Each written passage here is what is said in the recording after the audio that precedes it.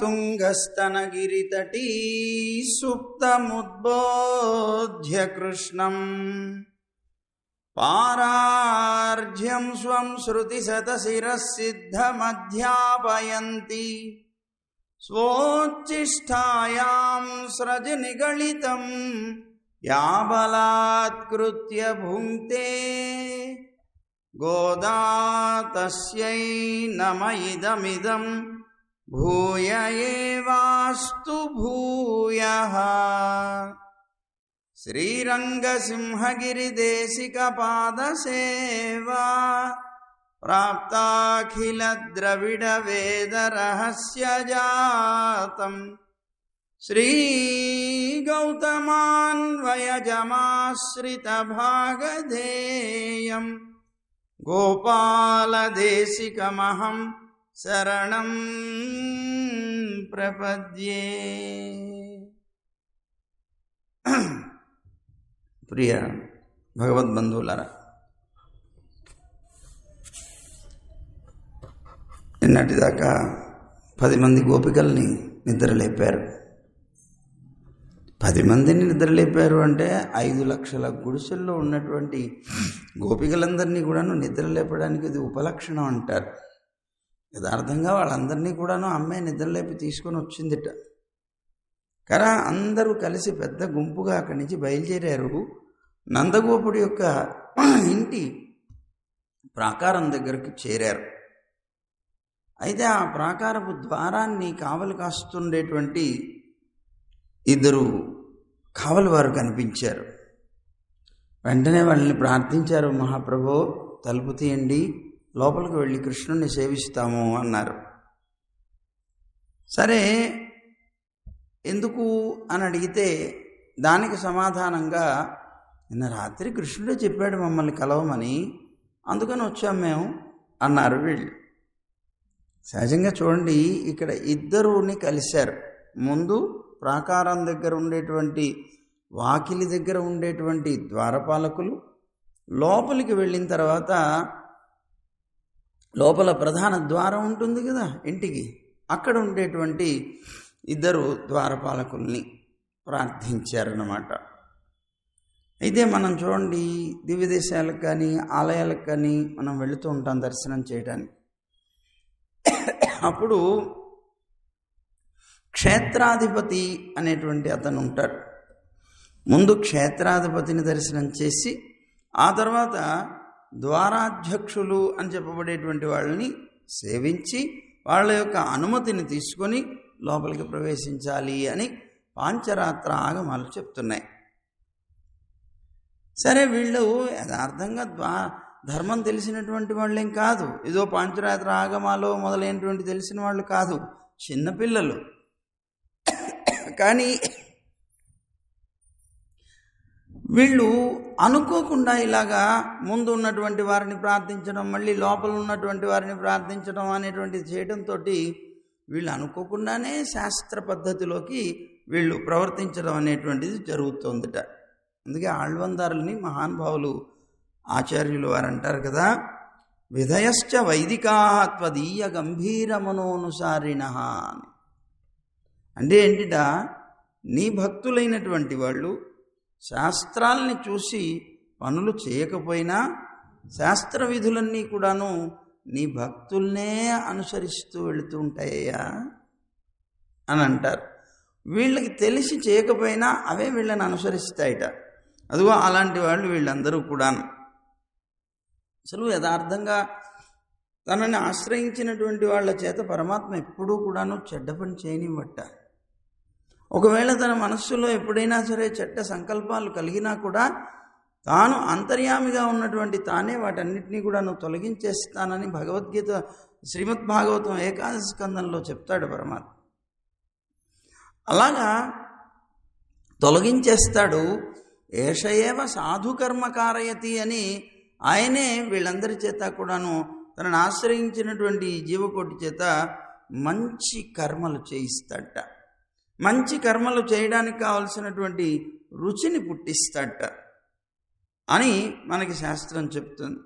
అలాగే కాళిదాస్ అనేటువంటి ఆయన శాకుంతలం అనేటువంటి ఒక నాటకంలో అంటాడు, శతాంహి సందేహపదేషు వస్తుషు ప్రమాణం అంతఃకరణ ప్రవృత్తయ అని. అంటే ఏంటిట, పనులు ఏదైనా చేస్తున్నప్పుడు మంచి చెడ్డల్ని నిర్ణయించేది ఎవరు అని. నేను చేస్తున్నాను ఒక పని, ఈ పని మంచిదా కాదా అని మనకి సందేహం కలిగింది. అప్పుడు దీనికి ప్రమాణం ఎవరు అని. అంటే దీనికి ప్రమాణం సత్పురుషులైనటువంటి వారి యొక్క అంతఃకరణమే ప్రమాణం అని అన్నారు. అలాగా శ్రీరామచంద్రుడు వాలిని సంహరించాడు కదా, వాలిని చంపినప్పుడు అతనితో అన్నట్ట ఈ మాట. ఏమన్నట్ట, నిన్ను చంపడం అనేటువంటిది నేను తప్పు అని భావించడం లేదు అన్నాడు. నిన్ను చంపడం నేను చేసినటువంటి తప్పుగా నేను భావించట్లేదు. ఎందుకంటే నిన్ను చంపినా కూడా నా మనస్సు అనేటువంటిది కలత చెందలేదు, నిశ్చలంగానే ఉన్నది. అంటే నా మనస్సే దీనికి ప్రమాణం కనుక నేనేమి దోషం చేయలేదు అని నేను అనుకుంటున్నాను అన్నట్ట రామచంద్రుడు ఆయనతోటి.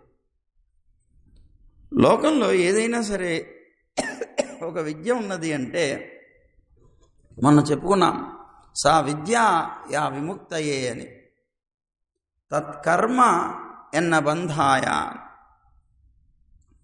అలాగే తత్శ్రేష్టం జన్మ అని 3 రకాలుగా చెప్తున్నారు. యా సా విద్య యా విముక్తయే, ఏదైతే నీకు విముక్తి కలిగిస్తుందో అది విద్య అంటే జ్ఞానం. తత్కర్మ ఎన్న బంధాయ, ఏదైతే నిన్ను బంధించదో అలాంటిదే యథార్థమైనటువంటి కర్మ. అంటే మరి లోకంలో మనం చేసేటువంటి కర్మలన్నీ మనల్ని బంధిస్తాయి కాదండి. మరి మమకారంతోటో అహంకారంతోటో చేసేటువంటి ఈ కర్మలు తప్పనిసరిగా మనల్ని బంధిస్తాయి. మనని బంధించినటువంటి కర్మ ఏది అంటే ఈ లోకం మీద ధ్యాస లేక భగవంతుడి మీద ప్రీతి కలిగి ఆయన కోసంగా చేసేటువంటి కర్మ, లేదా నువ్వు చేసేటువంటి ప్రతి కర్మని కూడా నిష్కామంగా చేస్తే నిన్ను బంధించదు. భగవత్ కైంకర్య రూపంగా నువ్వు కర్మ చేసినా, లేకపోతే అది నిష్కామంగా నువ్వు చేసినా ఆ కర్మ నిన్ను బంధించదు. కనుక తత్కర్మ ఎన్న బంధాయ అని అంటారు. ఏదైతే బంధించదో అదే కర్మ. తత్శ్రేష్టం జన్మ అంటే ఇలాంటి జ్ఞానం కలిగి, ఇలాంటి కర్మ కలిగి, మోక్షమందు ఆశతోటి జీవనం చేసేటువంటి కర్మ జన్మ ఏదైతే ఉందో అదే శ్రేష్టమైనటువంటి జన్మ. తప్పించి మనం మానవ జన్మ ఎత్తినప్పటికీ కూడా లౌకికమైనటువంటి ఇతర విషయాల్లో మన జీవనం సాగిస్తూ ఉన్నప్పుడు మన జన్మ శ్రేష్టమైంది కాదట. ఎందుకుట అంటే మిగిలినటువంటి పశువులు ఏం చేస్తున్నాయో అదే మనం చేస్తున్నాం కనుక. పశువులు ఏం చేస్తున్నాయండి?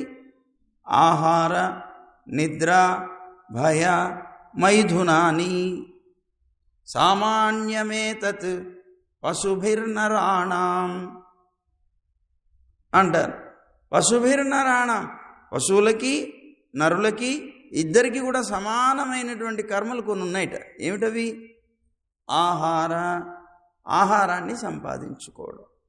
పొద్దున్న లేచిన దగ్గర నుంచి రాత్రి నిద్రపోయేదాకా ఒకటే గొడవ, పని పని పని. ఎందుకు చేస్తున్నావా? తిండి కోసం. ఏమండి, పశువులు కూడా అదే కదా చేస్తాయి. పొద్దున్న లేచిన దగ్గర నుంచి సాయంత్రం దాకా ఎక్కడ ఏది కనిపిస్తే అది తింటూ తింటూ తింటూ తింటూ తిరుగుతూ ఉంటాయి. దానికి మనకి తేడా ఏముంది? ఆహార నిద్ర, రాత్రి అయిపోయిందంటే అవి నిద్రపోతాయి, మనం నిద్రపోతాం. కొద్దిగా సమయం దొరికిందంటే నిద్రపోతాయి హాయిగా, మనం నిద్రపోతాం.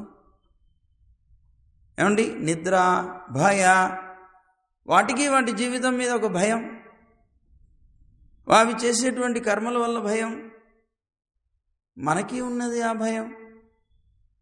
మైథునాని, సంసారం చేయటం, సంతానాన్ని పొందడం, వాటికి ఉన్నది, మనిషికి ఉన్నది. ఏమండి, ఇవన్నీ మనం చేస్తున్నాం, పశువులు చేసే పనే చేస్తున్నాం. కానీ మానవ జన్మ అన్ని జన్మల కన్నా కూడా గొప్పది అని ఎందుకన్నారు? వాటన్నిటికీ లేనిది మానవ జన్మకి ఒకటి ఉన్నదిట. ఏమిటది? జ్ఞానం. కనుక ఈ జ్ఞానం అనేటువంటి దాని చేత తాను పొందదగింది ఏది? పరమపదం, మోక్షాన్ని పొందొచ్చు, తన కర్మల్ని పవిత్రం చేసుకోవచ్చు, తన యొక్క జ్ఞానం పరమాత్మ సంబంధంగా చేసుకోవచ్చు, తన యొక్క జన్మని శ్రేష్టమైందిగా చేసుకొని పరమాత్మని పొందవచ్చు. అది జ్ఞానానికి ఉపయోగం. ఏమండి, అలాంటిది ఇది జన్మ అంటే. యథార్థంగా శ్రేష్టమైనటువంటి జన్మ ఏది అంటే మోక్షం పొందడం కోసంగా జీవించేటువంటి జన్మ, యథార్థమైనటువంటి జన్మ. ఆయన్ని ఈ లోకంలో ఉండేటువంటి కర్మ, బంధించనటువంటి కర్మ. అలాగే ఏదైతే యథార్థమైనటువంటి జ్ఞానాన్ని కలిగిస్తుందో అదే విద్య అన్నారు. నంజీయర్ అని ఒక మహానుభావులు ఉండేవారట. వారు నంబిళ్ళ అనేటువంటి ఒక మహానుభావుల దగ్గరికి వెళ్ళి, రసవాదం అనేటువంటిది స్వాధీనమై ఉన్నటువంటి వాడు, అతను ఉన్నటువంటి చోటంతా కూడా నువ్వు స్వర్ణమయం అయిపోతుందయా అన్నాడు. రసవాదం అంటే బంగారాన్ని, ఇనుముని బంగారం చేసేటువంటి ఒక ప్రక్రియ. అది తెలిసినటువంటి వాడు ఉన్నాడు అనుకోండి, వాడు ఎక్కడికి వెళ్ళినా ఇదిగో కనిపించేటువంటి ప్రతి వస్తువుని బంగారం చేసి పారేస్తాడు. అలాగే భగవంతుడు ఏం చెప్తే అది ఉపదేశం అవుతుంది. ఆ ముముక్షుర్వై శరణమహం ప్రపద్యే అని మనకి వేదం చెప్తోంది, ఉపనిషత్తులు చెప్తున్నాయి. ఏమిటిట? దీనికే సరిగ్గా మనకి రామాయణంలో ప్రమాణం అన్నమాట. ముముక్షుర్వై శరణమహం ప్రపద్యే. ముముక్షుర్వై శరణమహం ప్రపద్యే అంటే ముముక్షు అంటే ఎవరు? మోక్షమందు ఇచ్చగలిగినటువంటి వాడు, కోరిక కలిగినటువంటి వాడు. మోక్షమందు కోరిక కలిగినటువంటి వాడు ఎవరైతే ఉన్నారో అలాంటి భాగవతోత్తముడైనటువంటి అతన్ని నేను శరణాగతి చేస్తున్నాను అని.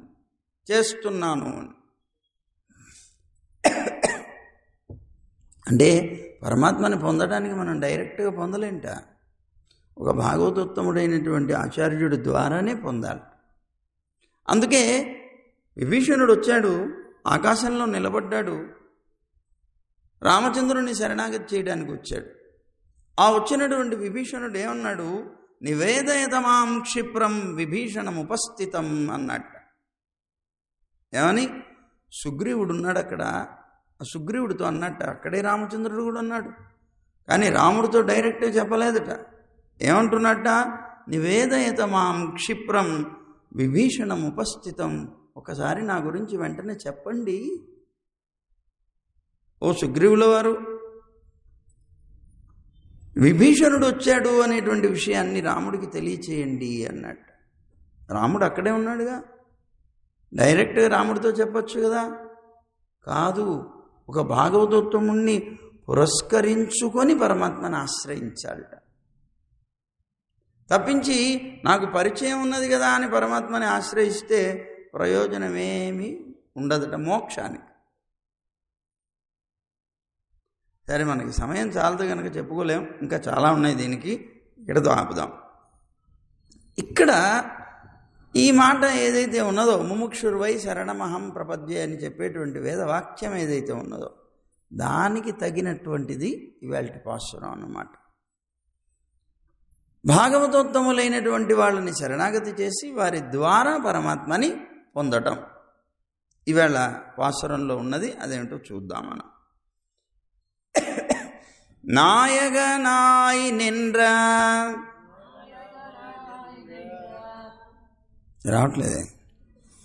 నందగోపనుడయ కోయిల్ కాపానే கொடித்தோன்றும் தோரணவாசல் காப்பானே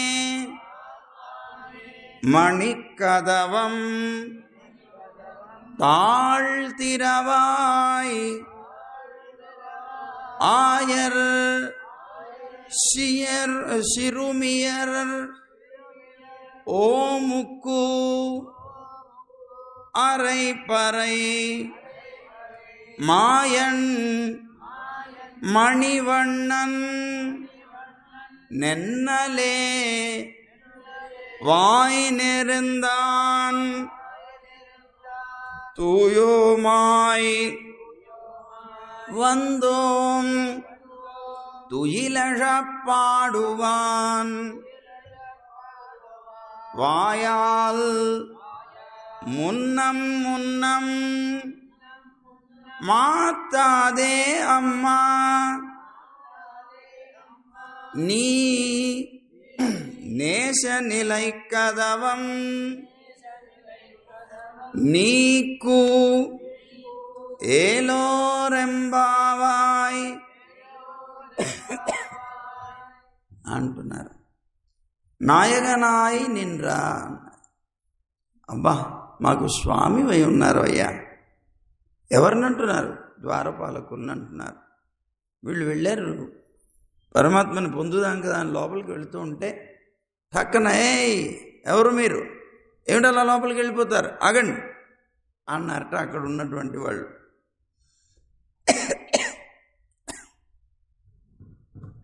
ఇక్కడ ఉన్నటువంటి వీళ్ళు తెరిస్తే కానీ తలుపు లోపలికి వెళ్ళడానికి లేదు, లోపలికి వెళితే కానీ పరమాత్మని దర్శించడానికి లేదు. అంటే ఇప్పుడు వీళ్ళు ఏమవుతున్నారు?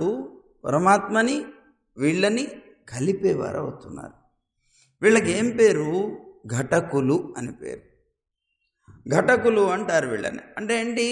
పరస్పరం ఎడముఖం పెడముఖంగా ఉన్నటువంటి జీవుణ్ణి ఈశ్వరుణ్ణి వాళ్ళ యొక్క విరోధాలన్నీ కూడాను మరిపించేసి ఒకరితో ఒకరిని చేర్చేటువంటి వారన్నమాట. వీళ్ళనే పురుషకార స్వరూపులు అని కూడా అంటారు. దీనికి ప్రధానమైనటువంటి ఉదాహరణ మనకి లక్ష్మీదేవి. సరే, భట్రవారు అనేటువంటి మహానుభావులు ఈ విషయాన్ని శ్రీగుణరత్న కోశమని లక్ష్మీదేవి యొక్క అద్భుతమైనటువంటి గుణాలన్నింటినీ కూడాను కీర్తిస్తూ ఒక స్తోత్రం రాశారు. దాంట్లో అంటారు, పితేవత్వత్ ప్రేయాద్యనని పరిపూర్ణాగసిజనే అంటారు. అలాంటి దాంట్లో ఇదిగో ఈ విధమైనటువంటి రీతినే బోధిస్తారు. అంటే ఎడముఖం పెడముఖంగా ఉన్నటువంటి వాళ్ళందరినీ కలిపేటువంటి రీతిలో అమ్మ చేసేటువంటి ఓ అద్భుతమైనటువంటి ప్రయత్నం. సరే, మనం రామాయణంలో కూడా చెప్పుకున్న హనుమంతులు వారు వెళ్ళిన తర్వాత సీతమ్మ ఆయన చెప్పినటువంటి విజయ వార్తను విని ఒక్కసారి ఆశ్చర్యపోయి ఆ తర్వాత తానన్నది, పాపానాం వా శుభానాం వా వదారహానాం ప్లవంగమ కార్యం కరుణమార్యేన నగశ్చిన్నాపరాధ్యతి. లోకంలో ఎవరైనా తప్పు చేయనివాడు, ఇగో వీళ్ళు ఏదో తప్పు చేశారు అని వీళ్ళ మీద నెపాన్ని పెట్టి వాళ్ళని శిక్షించాలని ప్రయత్నం చేస్తున్నావు, తప్పు చేయని వాళ్ళు ఎవరైనా ఉన్నారా అని అడిగినటువంటిది అమ్మ. అమ్మ తత్వం అలా ఉంటుంది, నాన్న తత్వం అలా ఉండదు. నాన్న ఎప్పుడు కూడా వాడు తప్పు చేస్తే శిక్షిస్తే కానీ తృప్తి ఉండదు. అమ్మ ఏమో ఏదో చేశాడులేండి పర్వాలేదు అంటూ రక్షించడానికి ప్రయత్నం చేస్తుంది. కనుక వీడేమో ఈశ్వరోహం అహం భోగి సిద్ధోహం బలవాన్ సుఖీ అని తిరుగుతూ ఉంటాడు వీడు. ఏమిటి? నేనే దేవుణ్ణి అంటే అహంకారంతో అన్నమాట. అహంకారంతో తిరుగుతూ ఉండేటువంటి వాడు ఈశ్వరాజ్ఞని అంటే పరమాత్మ యొక్క ఆజ్ఞని కూడా ధిక్కరించి ప్రవర్తించేటువంటి వాడుగా ఉంటాడు. అలాంటప్పుడు వీడిని ఏం చేయాలి? పరమాత్మ కల్తీ ఉన్నటువంటి బంగారాన్ని ఏం చేస్తారు? పుటం పడతారు కదా. అది అలాగే పరమాత్మ కూడా ఈ శరీరాలనేటువంటి పుటం వేసి వీడిని తాపత్రయాలనేటువంటి తాపం పెట్టి వీడు ఉండేటువంటి కల్తీ అంతా పోగొట్టే ప్రయత్నం చేస్తాడట. అందుకే తాను గట్టిగా కోపం తెచ్చుకొని అన్నాడు, తానహం ద్విషత క్రూరాన్ సంసారేషు నరాధమాన్ అన్నాడు. క్షిపామి అజస్రం అశుభాన్ ఆసురీష్వేవయోనిషు అని చాలా కోపంతో అన్నాడు. ఏమన్నట్ట? క్రూరులై ఉన్నటువంటి వాడు అవజానంతి మాం మూఢ నేను ఈ లోకంలోకి వచ్చి జీవకోటినందరినీ రక్షించాలని ప్రయత్నం చేస్తుంటే నన్ను కనీసం తెలుసుకొని కూడా తెలుసుకోకుండా ఉండే అజ్ఞానంతో పడున్నటువంటి వీళ్ళని తీసుకుని వెళ్ళి అసుర యోనుల్లోకి తోసి పారేస్తానన్నాడు. అంత కోపం వచ్చిందిరా పరమాత్మకి. అదిగో అలాంటి పరమాత్మ దగ్గరికి వెళ్ళి ఆయన్ని శరణాగతి చేసి నా ధర్మనిష్టోస్మి నచాత్మవేది నా భక్తిమాన్ త్వచ్చరణారవిందే అని చెప్పుకున్నట్లుగా వారి దగ్గరికి వెళ్ళి నాకు ఏమీ తెలియదయా, నీ పాదార విందాలు మాత్రమే దిక్కు అని ఆ పాదార విందాలని కనుక పట్టుకున్నట్లయితే శరణాగతి చేసి చివరిలో ఆళ్వందారులని మహానుభావులు వారు అనుగ్రహించారన్నమాట.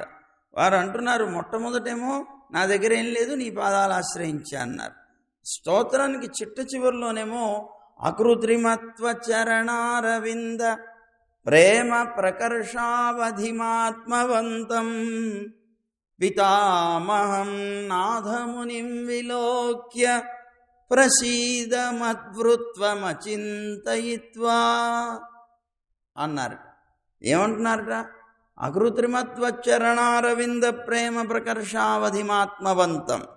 మహానుభావులు నా తాతగారు ఉన్నారు నాథమునులని, వారికి నీ యొక్క పాదార విందాల యందు అత్యంతమైనటువంటి ప్రేమ కలిగినటువంటి వారు. కానీ నేను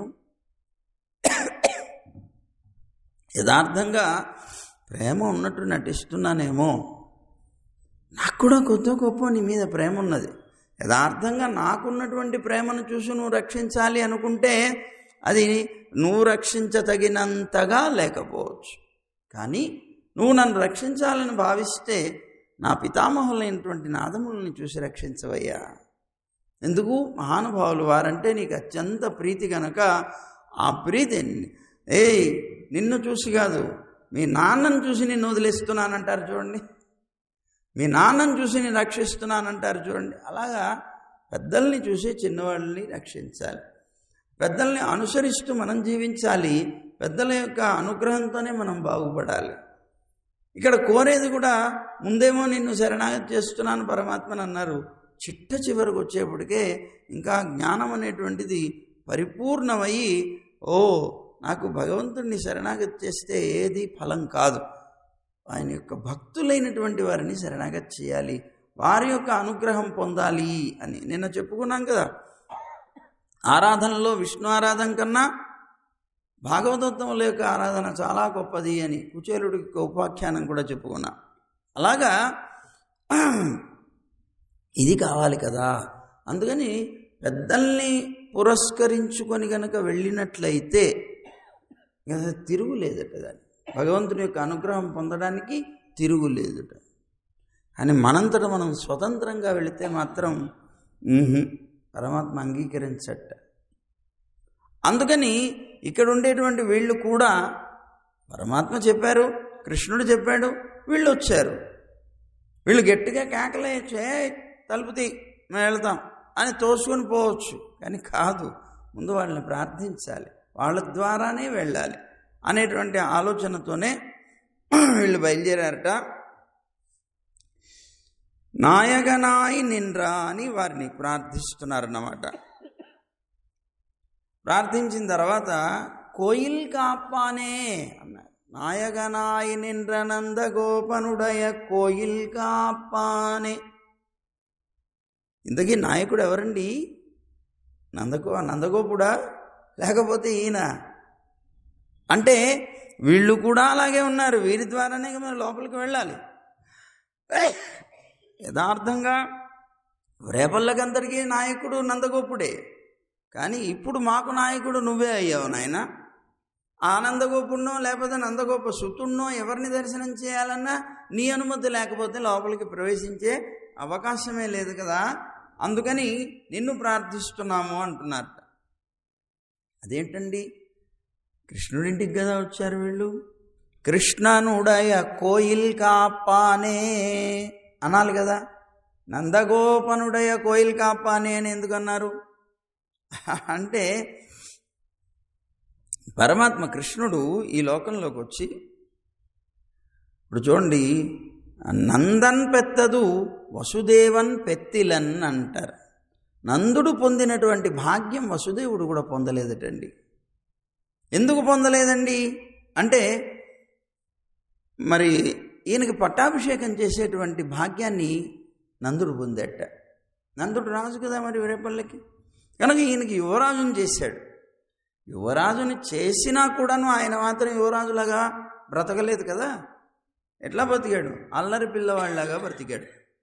యువరాజ్య పట్టాభిషేకం చేసినా కూడా మరి వసుదేవుడికి అది లభించలేదు. ఎందుకు లభించలేదు అంటే, ఉగ్రసేనుణ్ణి రాజుని చేశారు కనుక ఆయనకి ఆ విధమైనటువంటి రీతి పొందలేకపోయారట.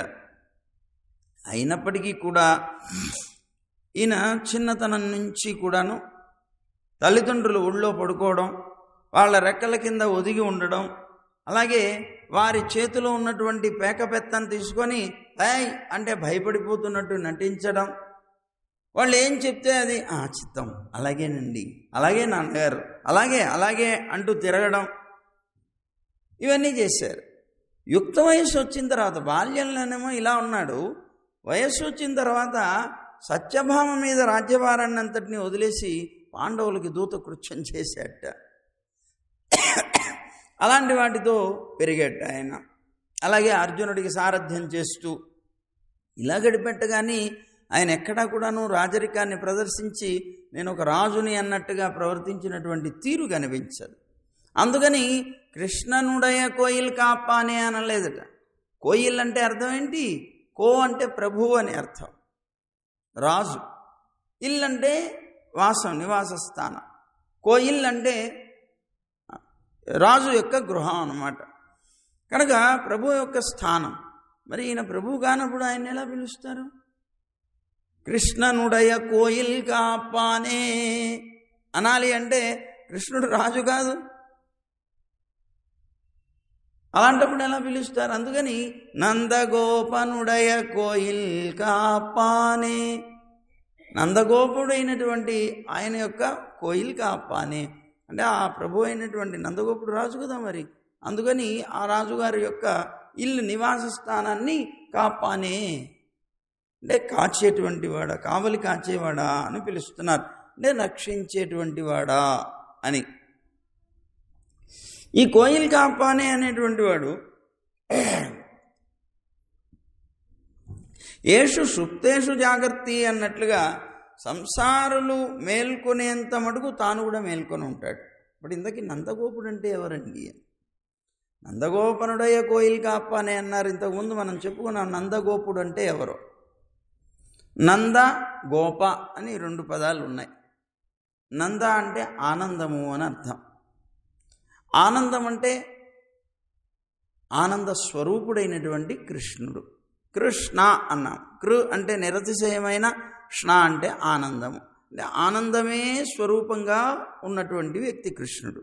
ఆ కృష్ణుణ్ణి గోప అంటే గుప్పు రక్షణే అనేటువంటి ఒక ధాతువు వల్ల రక్షకుడు అనేటువంటి పేరు కలుగుతోంది. అంటే కృష్ణుణ్ణి రక్షించేటువంటి వాడు. కృష్ణుడు అంటే కృష్ణుడు ఎప్పుడు మంత్రరూపంగానే కదా, భగవంతుడు ఎప్పుడు మంత్రరూపంగానే లోకంలో అందరికీ తెలుస్తారు కదా. దైవాధీనం జగత్సర్వం. అలాగే జగత్తంతా ఆయన యొక్క అధీనంలో ఉంటుందిట. మంత్రాధీనంతు దైవతం. ఆ పరమాత్మ ఎవరి యొక్క అధీనంలో ఉంటాడట? మంత్రం యొక్క అధీనంలో ఉంటాడు. అంటే ఇప్పుడు ఏమైంది? పరమాత్మ మంత్రం, మంత్రాధీనంలో ఉండేవాడు పరమాత్మ. ఏమండి ఇప్పుడు అంటే పరమాత్మ అంటే ఇక్కడ మంత్రము అనుకుందాం, నంద శబ్దాన్ని. దాన్ని గుప్పు రక్షణే అంటే గోప అయింది. అంటే రక్షించేటువంటి వాడు. మంత్రాన్ని కాపాడేవాడు ఎవరు? గురువు అన్నమాట. మంత్రాన్ని రక్షించేటువంటి వాడు గురువు. ఇంతకీ మంత్రం మంత్రం అంటున్నారు. మంత్రం అంటే ఏమిటండి? మననాత్ త్రాయతే ఇది మంత్ర అని.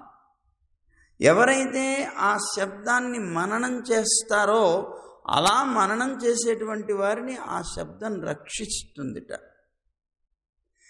ఆ శబ్దాన్ని ఉచ్చరించినటువంటి వారిని రక్షించేది కనుక దానికి మంత్రము అని పేరు. మననాత్ అంటే మననం చేయడం వల్ల త్రాయతే రక్షించునది. అందువల్ల మంత్రం అని పేరు. మరి భగవంతుని యొక్క మంత్రం కూడా అదే కదా మనకి. దాన్ని స్మరించడం, దాన్ని జపం చేయడం, వీటి వల్ల మనం రక్షిస్తుంది. కనుక ఇక్కడ నందగోపుడు అంటే నంద అంటే ఆనందం, ఆనంద స్వరూపుడైనటువంటి కృష్ణుడు ఆయన ఎవరి అధీనం? మంత్ర అధీనంలో ఉంటాడంటే మంత్రం. గుపు రక్షణ అయినటువంటి ధాతువు ద్వారా గోప అనేటువంటి శబ్దానికి రక్షకుడు అని పేరు. అంటే మంత్రాన్ని రక్షించేవాడు. ఎవరండి ఈయన? నందగోపుడు. ఏమండి, ఆనందగోపుడు యొక్క కోయిల్ కాపానే,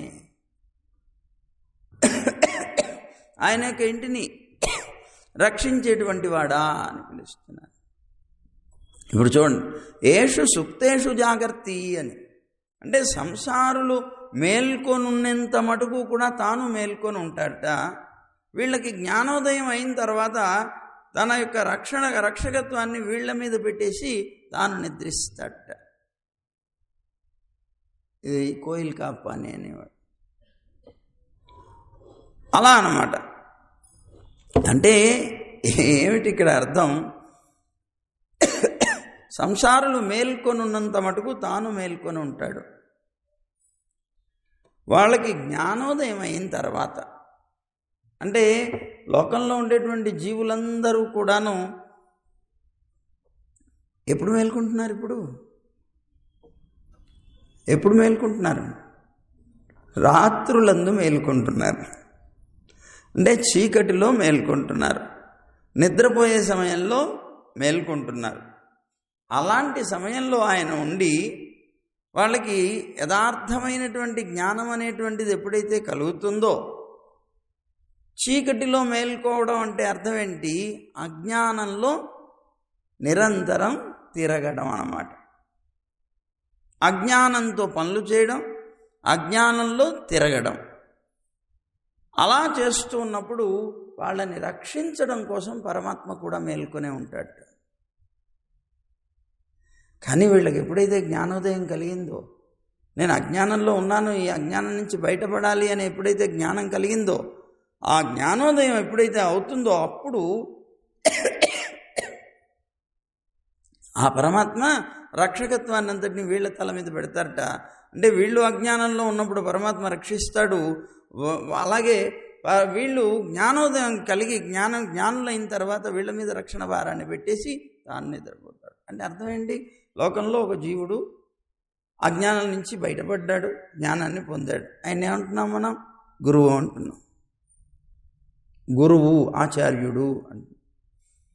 ఇప్పుడు పరమాత్మ ఎవరి మీద పెట్టాడు భారాన్ని? గురువు మీద పెట్టాడు, ఆచార్యుడి మీద పెట్టాడు. ఈయన ఈ అజ్ఞానంలో ఉన్నంతకాలం ఆయన మేల్కొని ఈయనకి జ్ఞానం కలిగించేటువంటి ప్రయత్నం చేశాడు. ఆ జ్ఞానంతో ఈయన జ్ఞాని అయిన తర్వాత రక్షకత్వ భారాన్ని ఈయన మీద పెట్టేశాడు. మీరు కొంతమందిని రక్షించండి లోకంలో, వాళ్ళందరూ కూడాను ఎలాగో వెళ్లకుండా ఇప్పుడు మిమ్మల్ని ఎలాగైతే మేము దారి చూపించామో అలాగే వాళ్ళకు కూడా మీరు దారి చూపించండి, వాళ్ళందరూ నా దగ్గరకు వచ్చేలాగా చేయండి అని భారాన్ని పెట్టాడు. వాళ్ళు అన్నమాట వీళ్ళు. అదిగో అందుకని కోయిల్ కాపానే కొడితోన్றும் తోరణవాసల్ కాపానే. ఇక్కడి నుంచి లోపలికి వెళ్ళారట వీళ్ళు. లోపలికి వెళ్ళేటప్పటికే వీళ్ళకి భయం, ఎవరు అడ్డుపడతారో, లోపలికి వెళ్ళి కృష్ణుడిని పొందాలి అంటే మధ్య మధ్యలో వీళ్ళు ఆపేస్తూ ఉంటే భయపడుతూ ఉంటారు పిల్లలు కదా. మరి అలాగా వీళ్ళు భయపడుతూ ఉన్నటువంటి వాళ్ళై కనిపించిన ప్రతి వాళ్ళ కాళ్ళ మీద పడుతున్నారట. మహాప్రభు లోపలికి పంపిండి, మహాప్రభు లోపలికి పంపిండి. వీళ్ళు లోపల కనిపించారు, వీళ్ళ దగ్గరికి వెళ్ళి వీళ్ళ కాళ్ళ మీద కూడా పడ్డారట. అంటే మీరు ఏమంటున్నారంటే, మరి దైవత్వ దీక్షలో ఉన్నారు కదా, అలాంటి వాళ్ళు ద్వారపాలకులే తమకి నాయకులు అని వాళ్ళ కాళ్ళ మీద పడడం సమంజసమేనా అండి? ఇప్పుడు కలెక్టర్ గారి దగ్గరికి వెళ్ళాలనుకోండి, కలెక్టర్ గారి దగ్గరికి వెళ్ళాలి అంటే బిళ్ళ బంట్రోత్ పర్మిషన్ ఉంటే కానీ లోపలికి వెళ్ళడానికి లేదు. ఆ బిళ్ళ బంట్రోత్ అంటారు. ఇంత పెద్ద బిళ్ళ పట్టుకొని తిరుగుతుంటాడు చూడండి, వాళ్ళ పర్మిషన్ ఉండాలి. ఆ పర్మిషన్ ఉంటే కానీ లోపలికి వెళ్ళడానికి లేదు. ఈ లోకంలో ఉండే చిన్న అధికారికి ఇలాంటివి ఉంటే మరి పరమాత్మని పొందాలంటే ఏం కావాలి? కనుక ఎవరి పర్మిషన్ కావాలి వాళ్ళు? అంటే ఆయనకి బాగా పరిచయం అయినటువంటి వాడు. బిళ్ళ పంటరోజు ఆయన కింద పనిచేస్తారు, ఆయనకి బాగా పనిచేసేటువంటి వాడు, పరిచయం అయినటువంటి వాడు. అలాగే వీళ్ళు పరమాత్మ దగ్గర పనిచేస్తారు, వీళ్ళకి పరమాత్మకి విశ్వాసపాత్రులైన వారు. ఎవరు వాళ్ళు? ఆచార్యులు. కనుక వారిని ఆశ్రయించాలి అన్నమాట. అందుకని ఇక్కడ ఏం చెప్తున్నారట, మీరు కాళ్ళ మీద పడొచ్చునా అని ఒక ప్రశ్న వేస్తే భగవంతుణ్ణి పొందడం కోసం అని దేవతాంతరాలనే ప్రార్థించారండి రామావతారంలోను కృష్ణావతారంలోను అన్నారు. అంటే భగవంతుడు సుఖంగా ఉండాలని ఇతర దేవతల్ని కూడా ప్రార్థించారట రామావతారంలో కృష్ణావతారం. ఎవరండి అంటే ఆ ప్రజలందరూ కూడాను. సర్వాన్ దేవాన్ నమస్యంతి రామస్యార్థే మనస్వినః స్త్రియో వృద్ధాస్తరుణశ్చ సాయం ప్రాతఃసమాహితాః. ప్రాతకాలంలో సాయంకాలంలో ఎప్పుడు ఎలా అందరూ కూడాను గుమిగూడి పరమాత్మ గురించి అందరూ దేవతల్ని మొక్కేవారట. రాముడు సుఖంగా ఉండాలి, రాముడు సుఖంగా ఉండాలి, రాముడు సుఖంగా ఉండాలి. స్త్రీలు, పురుషులు, వృద్ధులు ఇలాంటి ఏ తేడా లేకుండా అందరూ కూడాను ప్రార్థించేవారట. అలాగే స్త్రీణాముదగాదాసీ క్షయే క్షయే సర్వదైవ నవనీతం ముష్ణంతం ప్రతికృష్ణం క్షయే క్షయే సర్వదైవ నవనీతం అని భాగవతంలో గోపికలందరూ కూడాను అందరి దేవతల్ని ప్రార్థించేవారట. ఏమని? స్త్రీలు, వృద్ధులు వాళ్ళు అలా ప్రార్థించినట్లుగానే ఇక్కడ ప్రతి ఇంట్లోనూ ప్రతిరోజు కూడాను వెన్న దొంగలించి తింటున్నాడు మా కృష్ణుడు మరి ఆ వెన్న తొందరగా అరగదు కదా, మా కృష్ణుడికి కడుపు చక్కగా అరిగి సుఖంగా ఉండేలాగా అనుగ్రహించండి బాబు అని దేవతలందరినీ కూడాను ప్రార్థిస్తున్నారట. కనుక భగవంతుడి యొక్క క్షేమం కోసం ఇతర దేవతల్ని ఆరాధించేటువంటి వాళ్లే కనిపిస్తున్నప్పుడు ఆ పరమాత్మ యొక్క కోయిల్లో ఉండే ద్వారపాలకుల్ని వెళ్ళి శరణాగతి చేయడంలో తప్పేమిటన్నారు. కనుక దోషం లేదు. అయితే ఇది ఎలాంటిది? లోపలికి వెళ్ళిన తర్వాత కొడి తోండ్రుం తోరణవాసల్ కాపానే. కొడి తోండ్రుం అన్నారు. కొడి అంటే ధ్వజం, తోండ్రుం అంటే ప్రకాశించేటువంటిది. అంటే ఆ లోపల ఉండేటువంటి ద్వారంట ధ్వజంతో ప్రకాశించేటువంటిది అన్నారు. ఎందుకండి ఈ ధ్వజాన్ని ఎందుకు పెట్టారు అక్కడ అంటే, కృష్ణుడు గోపికలందరూ చిన్నపిల్లలు వాళ్ళు వస్తారు. అక్కడ ఉండేటువంటి ఇళ్ళన్నీ కూడాను ఇప్పుడేవో చూడండి ఎంఐజీలు, హెచ్ఐజీలు ఇట్లాంటివి కడుతుంటారు చూసారా? చూస్తే ఏ ఇల్లు ఎవరితో కూడా తెలుసుకోలేము. అలాగా ఆ ఉన్నటువంటి రేపల్లెలో ఉన్నటువంటి గుడిసెలన్నీ కూడాను ఒకే రకంగా ఉన్నాయట. చిన్నపిల్లలు కదా పాపం, వీళ్ళు పొద్దున్నే వస్తారు, వచ్చి మళ్ళీ గుర్తుపడతారో లేదో అని జెండా పెట్టేట ఆయన ఆ ద్వారాన్ని. ఆ జెండా కలిగినటువంటి ఇల్లు పరమాత్మది, కృష్ణుడిది అని గుర్తుపట్టడం కోసం అన్నమాట.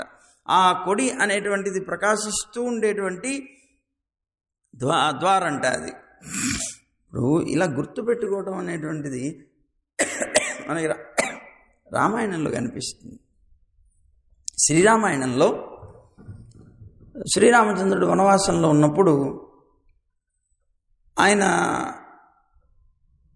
మన పంచవటిలో ఉంటున్నటువంటి రోజుల్లో ప్రతిరోజు కూడాను వెళ్ళి ఆకులు, అదే పళ్ళు, పువ్వులు అన్నీ కూడా తేవడానికి లక్ష్మణస్వామి వెళ్ళేవాడు. అలా వనంలోకి వెళ్ళినప్పుడు ఎట్నుంచి ఎటు పోవాలో కూడా ఒక్కొక్కసారి తెలియదు దారి. అలా ఉంటాయి వనాల్లో ఉండేటువంటి దారి. మళ్ళీ రామచంద్రుణ్ణి చేరాలి, నేను ఎలా చేరాలి అంటే నేను వచ్చినటువంటి మార్గం ఏదైతే ఉందో అది నాకు గుర్తుండడం కోసం అని చెప్పి ఆయన చెట్లకి గుడ్డలు కట్టేవాట, గుడ్డలు ముడివేసేవాట, చిన్న చిన్న గుడ్డ పేలికలు అలా ముడివేసుకొని, అలాగే చెట్లు ఉంటాయి ఆ చెట్లకి ఏవో ఒక గుర్తులు పెట్టుకునేవాట. తాను వచ్చినటువంటి మార్గం మళ్ళీ ఇదిగో ఇది మేము ఉండేటువంటి బస దగ్గరికి వెళుతుంది, కుటీరం దగ్గరికి వెళుతుంది అనేటువంటి గుర్తు కోసం అని అలా పెట్టుకునేవాట. అలాగే ఇక్కడ కూడా వీళ్ళందరూ కూడాను గుర్తు కోసంగా కృష్ణుడు పెట్టినటువంటి ఆ జెండాను చూసి గుర్తుపట్టారట. తోరణవాసల్ కాపానే, మకర తోరణాలతో ఉన్నటువంటి ద్వారాన్ని రక్షించేటువంటి ఓ ద్వారపాలకుడా అన్నారట. అనేటప్పటికీ లోపల ఉన్నటువంటి అతను కంగారు పడి, ఏమిటి ఇంతమంది వచ్చేసారు, ఎవరు మీరు, అసలు ఎందుకు వచ్చారు ఇక్కడికి అన్నారు. అంటే మహాప్రభు, మేదో చిన్నపిల్లలం, అదిగో ఆ కృష్ణుడు చెప్పాడు నిన్న, ఆ చెప్పినటువంటి కృష్ణుడి యొక్క మాట అబద్ధం కాదు అని మేము నమ్మాం, అందుకని మేము వచ్చాం. మాకు కావలసినటువంటి పరైన వాయిద్యం ఇస్తా అన్నాడు, వ్రతానికి కావలసిన ఉపకరణాలు, వ్రతం ఎలా చేయాలో చెప్తా అన్నాడు, అందుకని వచ్చామయ్యా, తలుపు తీవయ్యా అని ప్రార్థించారట. అంటే కృష్ణుడైతే మేము గుర్తుపట్టడం కోసం అని జెండాలు తోరణాలు పెట్టాడు, కానీ అచేతనమైనటువంటివి అవి మమ్మల్ని లోపలికి పంపించగలవా? పంపించలేవు కదా. కనుక చైతన్యం ఉన్నటువంటి మీరే కదా మమ్మల్ని పంపించాలి లోపలికి అన్నారట. ఆయన గుర్తుగా పెట్టాడు, కానీ ఆ లాభం మాత్రం మేము పొందలేము, అందుకని మా ఆర్తిని చూసి మమ్మల్ని లోపలికి పంపించవయ్యా అన్నాడు. మరి నిన్న నీకు చెప్పలేదా, పిల్లలు వస్తారు, వాళ్ళకి తలుపు తీసి మీరు లోపలికి పంపించండి అని ముందు చెప్పలేదా? ఈ గుర్తులు పెట్టాడు కానీ ఈ గుర్తు చెప్పలేదేమిటి అనుకున్నారట వీళ్ళు. అర్జునుడు ఉన్నాడు చూడండి, మహాభారతంలో సుభద్రని పట్టుకుపోవడానికి వచ్చాట, సన్యాసి వేషం వేసుకొని వచ్చాడు. ఆ సన్యాసి వేషం వేసుకొని వచ్చాడు. కృష్ణుడు సుభద్రని అర్జునుడికి ఇచ్చి వివాహం చేయాలని కృష్ణుడి సంకల్పం, కానీ బలరాముడి యొక్క సంకల్పం దుర్యోధనుడికి ఇచ్చి వివాహం చేయాలి. సుభద్ర ఎవరు? కృష్ణుడి యొక్క చెల్లెలు, అంటే బలరాముడికి కూడా చెల్లెలే. కనుక తమ చెల్లెల్ని ఒక్కొక్కళ్ళు ఒక్కొక్క రకమైనటువంటి అభిప్రాయంతో ఉన్నారు. బలరాముడేమో దుర్యోధనుడికి, కృష్ణుడేమో అర్జునుడికి ఇవ్వాలి అని ఉద్దేశ్యం. మరి ఏం చేయాలి? అన్నగారి మాటని కాదనలేడు. మరి అన్నగారు చెప్తూ ఉంటే కాదనలేనటువంటి స్థితిలో కృష్ణుడు ఏం చెప్పాడు, అర్జునుడికి ఒక చిన్న సూచన చేశాడు. ఓయ్ అర్జున, నువ్వు సన్యాసి రూపంలో వచ్చి మా చెల్లెల్ని పట్టుకెళ్ళిపోయా అన్నాడు. వచ్చాడు ఆయన, సన్యాసి రూపంలో వచ్చాడు. ఓ త్రిదండధారి అలా కూర్చొని యోగం చేస్తున్నాడు. మహానుభావుడు వచ్చారని చెప్పారు, అందరూ కూడా వచ్చారు. బలరాముడు కూడా అక్కడికి వచ్చి పూజలు చేశాడు, అన్నీ చేశారంతా. ఆయన అంతా అయిన తర్వాత ఒకరోజు మా ఇంటికి రండి అని తీసుకెళ్ళాడు బలరాముడు. తీసుకువెళ్ళిన తర్వాత అక్కడ సుభద్రను చూశాడు. చూసి ఇదిగో ఈవిడ ఇవ్వాలనుకున్నాడు దుర్యోధనుడికి ఈయన అనుకొని కృష్ణుడు చెప్పినటువంటి సంకేతాన్ని గుర్తుంచుకొని వెంటనే తీసుకెళ్ళిపోవాలనుకున్నాడు. అయితే మరి బలరాముడు ఎటువంటి పరిస్థితుల్లోనూ లోపలికి ఎవరిని కూడాను ప్రవేశపెట్టవద్దు అని కాపు కాచేటువంటి సేవకులందరికీ చెప్పుంచారట. ఎవ్వరూ లోపలికి రాకూడదు, జాగ్రత్త చూసుకోండి అని. లోపల నుంచి బయటికి వెళ్ళేటువంటి వాడు కూడా ఎవడైనా ఇదంటే వాడిని ఆపేసేయండి అన్నాడు. ఎందుకు? మామూలుగా చెప్పాడు, రక్షణ కోసం. అక్కడ ఉన్నటువంటి ద్వారపాలకులందరూ కూడా అలాగే చూస్తూ కూర్చున్నారట. కానీ బలరాముడైతే అలా చెప్పాడు, కృష్ణుడు వచ్చి మళ్ళీ ఈ ద్వారపాలకులకి చెప్పాట, ఇదిగో అర్జునుడు కనుక వెళ్ళిపోతుంటే మరి అడ్డకండే ఎవ్వరు కూడాను అని చెప్పాట వాళ్ళకి. సరే, అందుకని వాళ్ళు ఆ అర్జునుడు సుభద్రను తీసుకుని వెళ్ళిపోతున్నా కూడా ఎవ్వరూ మాట్లాడలేదు, అలాగే ఉండిపోయారు. అలాగే మరి అక్కడ సూచన చేయలేదా కృష్ణుడు? అలాగే మీకు కూడా సూచన చేయలేదా? ఇక్కడ పిల్లలు వస్తారు, వాళ్ళు లోపలికి ప్రవేశించడానికి మీరు తలుపు తీయండి, వాళ్ళని అడ్డుకోకండి, లోపలికి ప్రవేశపెట్టండి అని మీకేం చెప్పలేదా? మరి ఏమిటయా తోరణాలు కట్టాడు, అదో జెండాలు పాతాడు, ఇవన్నీ చేశాడు, కానీ ఈ మాట చెప్పడం మర్చిపోయాడేమిటి గొడవ అనుకున్నారట పాపం వీళ్ళు. సరే, వెంటనే అక్కడ ఉన్నటువంటి వీళ్ళు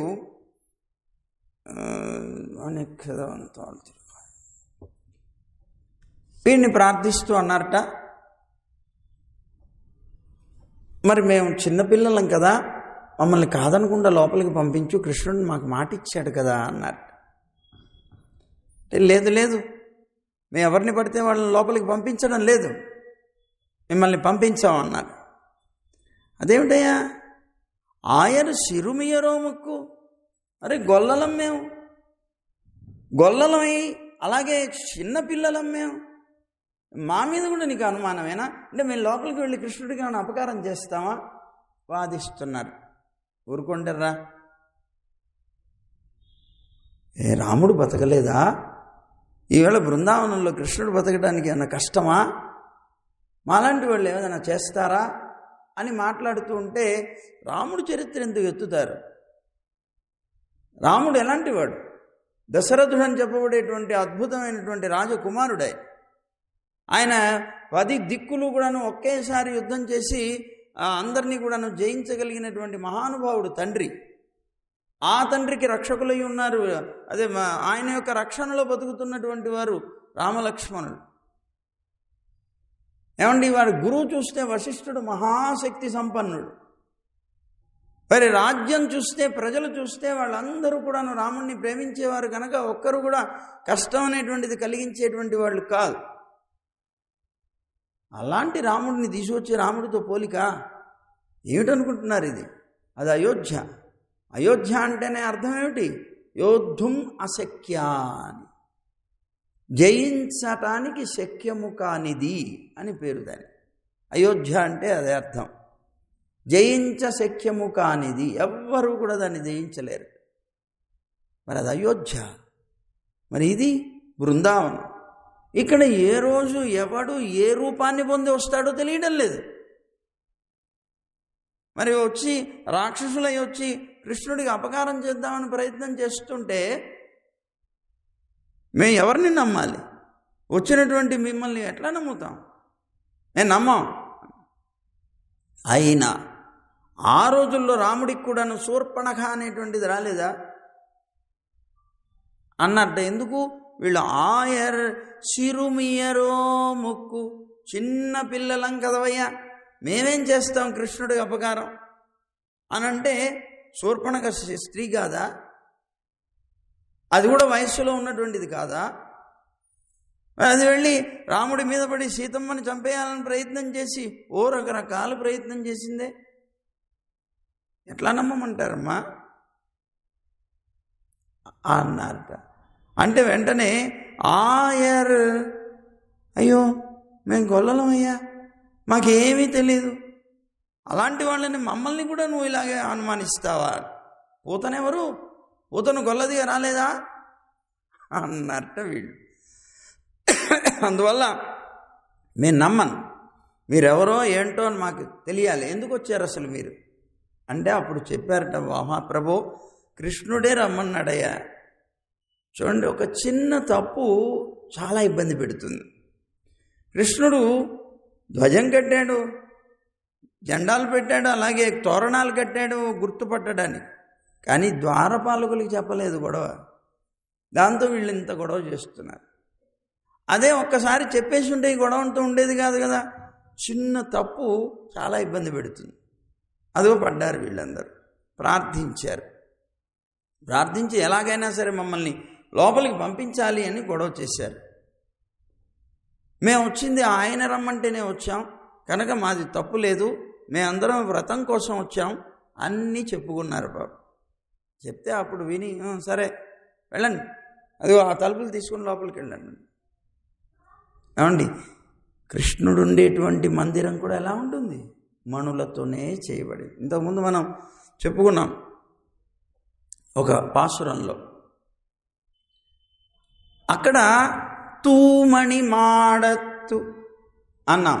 పరిశుద్ధమైనటువంటి మణులతో చేయబడినటువంటి మాడలో పడుకున్నటువంటి గోపిక అని పిలిచారు.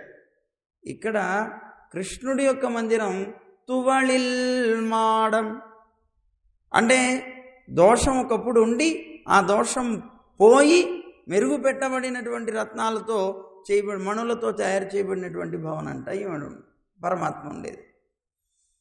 కనుక ఇప్పుడు గోపిక పడుకున్నటువంటిది రత్నాల మేడే, అలాగే కృష్ణుడు ఉన్నటువంటిది మణుల మేడే. అందుకని ఇప్పుడు అమ్మ అన్నదిట మణికదవంతాళ్ తిరవాయ్. ఎందుకని? ఈయన అన్నట్టు లోపలికి పోండి, అదో తలుపు తోసుకొని వెళ్ళండి అంటే అమ్మ అన్నదిట మాకు తలుపు ఎక్కడుందో గోడ ఎక్కడుందో తెలియట్లేదు అన్నదిట. ఎందుకని? ఇదంతా మణులతోనే కదా చేయబడింది. కనుక ఆ మణులు ఆ మణులతో చేయబడినటువంటి అదిగో తలుపు అదిగొండర్రా, కనిపించట్లేదా? అది ఆ గిడి కనిపించట్లే, అది ఆ గిడి కూడా మణులతోనే ఉంది కదా అయ్యా, ఎలా కనిపిస్తుంది అన్నారు పాప.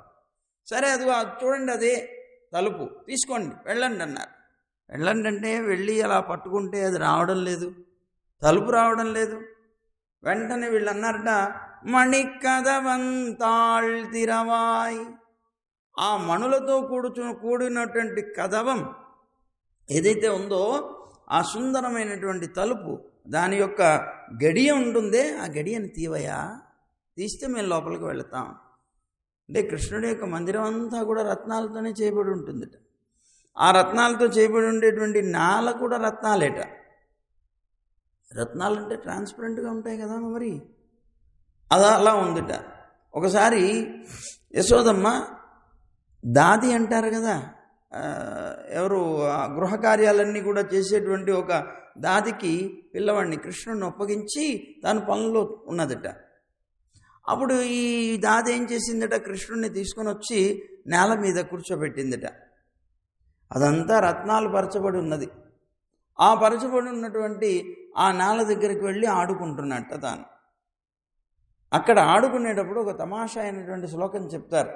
రత్నస్థలే జానుచరః కుమారః సంక్రాంతమాత్మీయ ముఖారవిందం ఆదాతు కామస్తదలాభభేఖేదాత్ విలోక్య ధాత్రీవదనం రురోదా. కృష్ణుడిని అక్కడ కూర్చోబెట్టింది దాది. ఆ కృష్ణుడు కూర్చున్నాడు. హాల్లో ప్రాకటం మొదలుపెట్టేట, చిన్నగా పాకుతున్నట్ట. కిందంతా నేల రత్నాలతో ఉంది కదండి, అందువల్ల ఇతని యొక్క ముఖం దాంట్లో ప్రతిబింబించిందిట.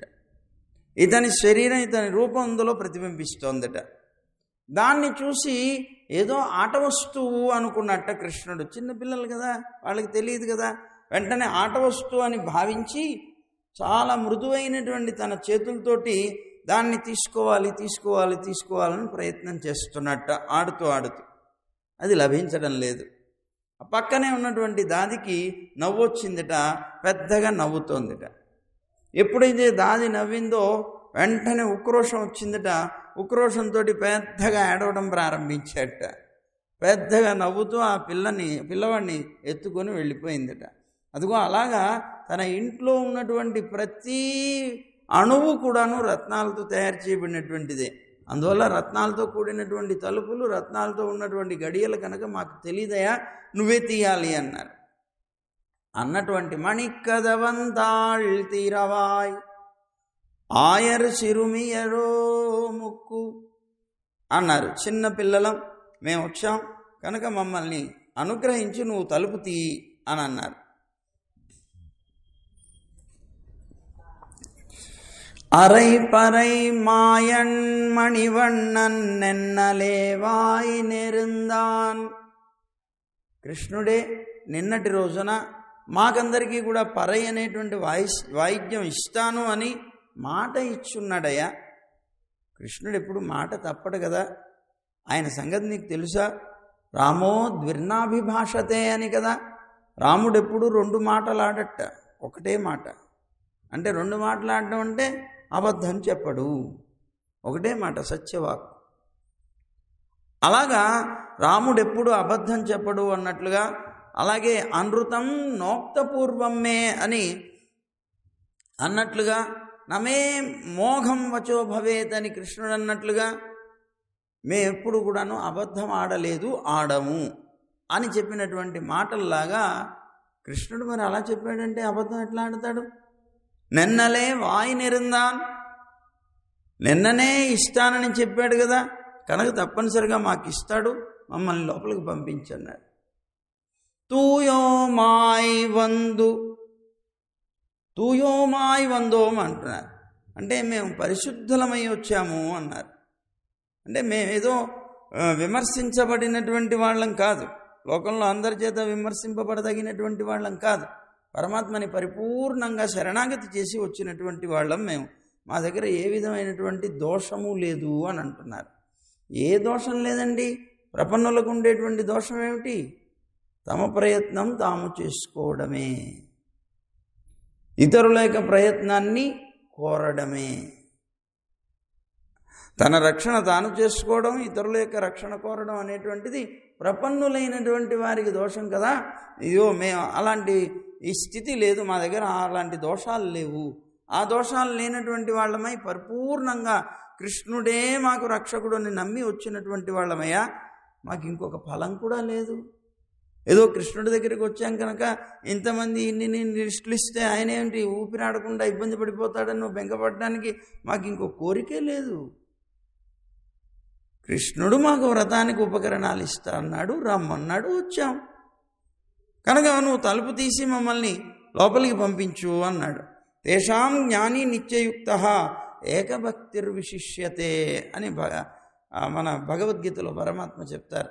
నా భక్తులు ఎప్పుడు కూడా ఆర్తులు, జిజ్ఞాసులు, అర్ధార్థులు, జ్ఞానులు అని 4 రకాలుగా ఉంటారు. మొదటి 3 కూడాను అనిత్యయుక్తులు, ద్విభక్తులై ఉంటారు. 4వ వాడున్నాడే వాడు మాత్రం నిత్యయుక్తుడై ఉంటాడు, ఏకభక్తుడై ఉంటాడు అని అన్నారు. అంటే ఏమిటి? 3 కోరికలు ఏవైతే ఉన్నాయో ఆర్తులు, జిజ్ఞాసులు, అర్ధార్థులు, జ్ఞానులు అని చెప్పబడేటువంటి 4 రకాల వాళ్ళు నన్ను ఆశ్రయిస్తారు. అందులో ఆర్తులు అంటే ఎవరు అంటే పోయిన ధనాన్ని కావాలి అని కోరుకునేవారు. జిజ్ఞాసులు అనేవాళ్ళు ఎవరు? యథార్థమైనటువంటి తత్వాన్ని తెలుసుకోవాలి అని ప్రయత్నం చేసేటువంటి వారు. అర్ధార్థులు అనేటువంటి వాళ్ళు ఎవరు? అసలు లేని ధనాన్ని కోరుకునేటువంటి వారు. జ్ఞానులు అంటే జ్ఞానాన్ని పొందినటువంటి వారు. కనుక వీళ్ళందరిలో శ్రేష్టమైనటువంటి వాడు జ్ఞాని. అతను మాత్రం ఏకభక్తుడు అంటున్నారు. ఏకభక్తిర్విశిష్యతే, అతను ఏకభక్తుడు అంటున్నారు. అంటే ఏకాంత భక్తుడు అని అంటుంటాం కదా మనం. ఏకాంత భక్తుడు అంటే అర్థం ఏమిటి? చివరి వరకు కూడా, అంతము అంటే చివరి వరకు కూడా ఒకే రకమైనటువంటి భక్తి కలిగినటువంటి వాడు ఏకాంత భక్తుడు అంటే వాళ్ళలో మార్పు అనేటువంటిది ఉండదు, స్థిరంగా ఉంటుంది అభిప్రాయం. నేను నారాయణుడిని ఆశ్రయించాను అంతే అని స్థిరమైనటువంటి భావనతోటి చిట్ట చివరి క్షణం వరకు తన జీవిత కాలంలో ఆశ్రయించేటువంటి దాంట్లో ఏ విధమైన మార్పు లేకుండా ఉండేటువంటి వ్యక్తి ఏకాంత భక్తుడు అంటారు. అందువల్ల జ్ఞాని అయినటువంటి వాడు మాత్రమే అలా ఉండగలుగుతాడని చెప్తూ తేషాం జ్ఞాని నిత్యయుక్త ఏకభక్తిర్విశిష్యతే అని చెప్పినట్లుగా మేము కూడా తుయోమాయి వందో, మా దగ్గర కూడా అలాంటి పవిత్రమైనటువంటి భావన ఉందయ్యా. మా దగ్గర ఎప్పుడూ చాంచల్యం లేదు, చంచలమైనటువంటి మనస్సు కాదు మాది. మేము ఆ కృష్ణుణ్ణే శరణాగతి చేశాం. కానీ ముందు ఉన్నటువంటి వాళ్ళు ఆర్తులు, జిజ్ఞాసులు, అర్ధార్థులు అనేటువంటి వాళ్ళు ఉన్నారే, వాళ్ళు ద్విభక్తులై ఉంటారు.